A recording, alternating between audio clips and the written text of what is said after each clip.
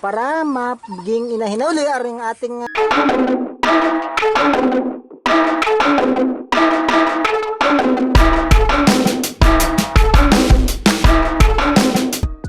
Hello, ako nga pala sa ML Duck Farming at ang aking mga ginagawang video ay tungkol sa duck farming, tutorial sa paggagawa ng DIY incubator, duck predator, duck is better to raise, duck gender, food for day 1 to breeding age, and alternative food.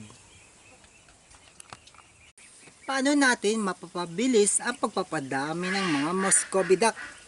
Una, pwede nating incubator. Sa panahon ng tag-ulan, maraming farmer ng mga duck hindi nagpapalimlim kasi wasting ng time at effort kasi masisira lamang dahil mababasa. May isa kong paraan na ituturo sa inyo, ang pag-incubator, at yun yung ituturo ko ngayong araw na ito. Pero bago yun, may mga tanong kayo kung paano magawa ng incubator, panoodin nyo lang ang isang vlog ko tungkol sa paggagawa ng incubator. Balik na tayo sa topic natin, mabilis na pagpapadami ng Muscovy duck. Hello mga ka-ML, isang magandang araw sa inyo. Ngayon ay kukuha tayo ng itlog ng Muscovy baby or pato upang ilagay sa aking incubator kasi kailangan ng maluwasin para maging inahin uli ang ating mga inahin. Subukan tayo sa atin, paano natin kukunin ng itlog? Kapo. Ika, ang hirap mag-camera, ang hirap tanggalin na rin. Hindi, baby Iris, wait, kukunin natin po mga kaibigan. Ang hirap ng mga ka-ML na ito. Tulungan niyo ako makuha rin. Kalma. Huwag kang mangangagat. Nangangagat po. Tika. Lumabas ka muna. Huwag mo ako kagatin. Labas. Antaray. Tika. Labas ka muna. Ay, sorry. Ang hirap ng palabasin. Nalaman. Sorry. Kukunin natin. Yan. Yan. Matalas ang kuko mo, matalas. Aba, paano natin kukunin ito? Wait lang. Yan. Sorry. Yan. Labas mo na. O, diyan ka muna ha. Okay, dumalaga na uli. At kukunin ko na itlog mo. Mataray po ako natuka eh. So, kailangan ko ng ilaw para kunin na yung mga itlog. Ito yung mapipisa, no? Ito yung ilawan ng camera natin. So, kukunin tayo ng itlog. Okay naman. Smell natin. Okay, mapipisa. Wala siyang smell na hindi maganda. Oops, yeah. Lalagay po natin sa incubator. Tapos i-update ko kayo kapag napisa na. Ay, may konting basa Kaya pipili na lang ko bago mamaya doon kung alin yung pwedeng mapisa. So, ito na. Mamaya ko na bibilangin. Kukunin ko na lang muna para makontinuous agad yung init ng mga itlog.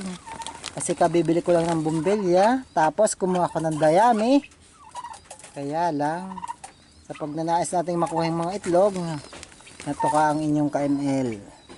Tingnan natin, madami po itlog natatandaan ko aring pugad na ito, yung kaunahang pugad ng aking may 4 akong Muscovy noon, 2 lalaki, barako.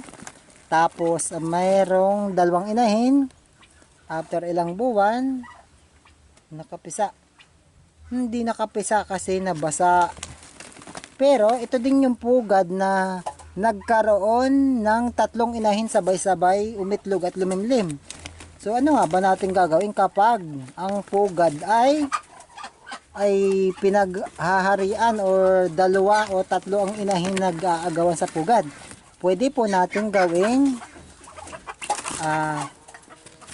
kumuha ng katulad na pugad na magkaratig upang akalain ng inahin na nalimlim ay yun pa rin yung kanyang pugad. So mapapaghiwalay po natin. Pwede naman pong magkasama. Kaya nga lang ang problema, minsan yung inahin ay tinatamad ng lumimlim kasi mas mataray o mas matapang yung isa.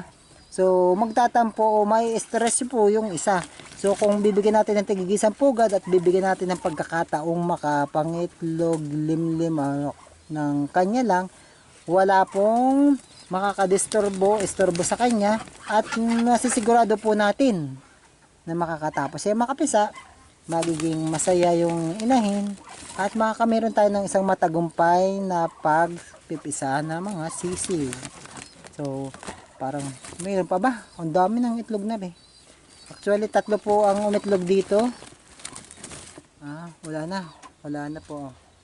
Wala na. So, aring mga itlog, nandini lahat sa sako bag na may ilawan mga sako bag na may dayami. So, ililipat ko na siya sa incubator ko upang doon ko na mapisa. Ito po ang ating thermostat, nasa 37.5, at yung ating itlog na kinuha doon sa nasa pugad na mapipisa na ay ating muling silipin. Kabibili ko lang po ng ilaw, nilagyan ko ng dayami ba ito or yung kugo na tuyo, yung mga dahon. Meron na isang napisa. Tingnan natin po ang napisang isa. Ayan po ang napisang isa. Anong pangalan mo? Wala pa. Ulihin ko yung sisiw. Ito po oh. Tapos ari yung isang maya maya siguro lalabas na ito. At ang isang may crack pa lamang na itlog. So yung challenge natin kanina na nakipagbuno tayo sa inahin, isasama na natin yung mga itlog upang sabay-sabay na silang mapisa dito. So bakit po ba natin kinukuha sa inahin? Pwede namang patapusin natin limimlim. Ang advantage po kapag kinuha natin ang itlog sa inahin, hindi po matatakotin ang magiging sisiw. Plus, mabibigyan nyo ng tamang alaga kung kayo maraming panahon at mabibigyan nyo ng tamang effort. Pero, ang disadvantage po niyan, pag maiksi ang mga tanya, kulang kayo sa time, kukulangin din sa tamang alaga, sa tamang init, tamang protection. Pero mas maganda na rin to dahil pagkapisa po nito, ilalagay natin sa isang kulungan na hindi makakain ng predator na kagaya ng bayawak, aso, pusa, at saka ng uwak yung aerial predator natin na kahit hindi pinoprotektahan ng inahin, pwedeng maagaw o kagaya ng diniscuss ko sa inyo sa isang vlog ko na outnumber ng uwak, kayang ubusin ang inyong mga sisiw. So, mayroon pong may smell ito. Baka hindi ko na ito isama. At baka madama yung iba. Tapos po, ito ay sinama-sama ko dito para sila ay mapisa ng sabay-sabay. At ang gamit ko na ngayon ay dayami or dahon ng tuyo. Kasi yung dating gamit ko, yung pulbos na darak, napupuwing po sila. Kapag pwede rin pong gamitin na yung ipa. Yung hindi, yung ipa yung nakakapuwing din. Yung pong bualaw, yung balat ng palay na malaki pa, hindi pa nagigiling para hindi po mapuwing. So, ito po, update ko kayo pag ari napisa na. So, pag kayo naman ay maraming pambayad sa kuryente, pwede yung incubator na lang. Kasi, ganitong panahon, July 28 po ngayon, yung iba, hindi ko naman sinasabi na kailangan talaga mag-incubator o magpapisa o magpa-breed sa mga duck. Yung iba po ay hindi nagpapalimlim or nag-incubator sa panahon ng tag-ulan, maulan. Kasi naliligo daw yung mga duck nila ay nababasa. So, kanya-kanya po yan. Pwede naman tayong magpalimlim. Depende kung ang inyong palimliman ng inyong mga duck ay hindi mababasa. Tapos, kagaya po niyan. Napalimlim ko siya. Ayan, may napisa na tayong sisiw. Ayan po. Pwede naman tayo magpapisa. Yung iba lang ay siguro may dahilan na hindi magpapapisa kasi nga kukunti yung rate na mabubuhay.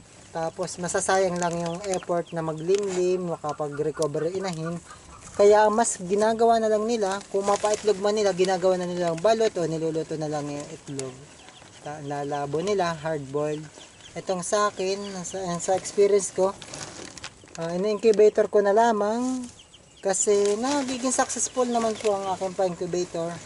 And then, Hindi naman po ako natatakot na padamin itong aking mga Muscovy. Ang natatakot nga lang ako ay yung kulang na ako sa time maalagaan sila o mapakain sila. Yung mapakain ko sila, yung wala na maipakain, yun ang kinatatakot ko. Kaya kumbaga kung kaya nyo lang buhayin ng mga 50 pieces, pwede na kayo magbenta. Paikutin nyo yung nabili, gamitin yung pambili din ng feeds upang hindi rin kayo mahirapan sa pag-aalaga ng mga Muscovy. At kumbaga yung iba'y sa pekin kumikita or sa itik, pwedeng pagkakitahan ang Muscovy sa pamamagitan ng pagbenta ng balot, gawing egg na pula, tapos pwede rin yung karne po, tapos pwede rin yung itlog nila, at saka kakatayin, at marami pang ibang pwedeng pagkakatayin. Yung mga sisiw, ibenta niya. So wala na po akong itlog na natira din eh, bali 1, 2, 3, 4, 5, 6, 7, 8, 9, 10, 11, 12, 13, 14, 15, 16, 17, 18, 19, 20. 20 po ang itlog. Yung isa ay pisa na, sisiw na. Yung isa medyo smelly na, hindi ko na sinama. So, obserbahan ko lang ito ng mga 2 araw na lang. Kasi ito ay kagaya ng lumabas na, may isang nagkakrak. Yan po ay halos magkakasabay. At in-incubator ko lamang upang makapahinga na yung aking inahin. After 1 month, siya ay ready breeder na uli. By November, pwede na uli silang mag-breed. At mga ilang buwan nga lang po ay pwede na uli silang lumandi sa kanilang barako.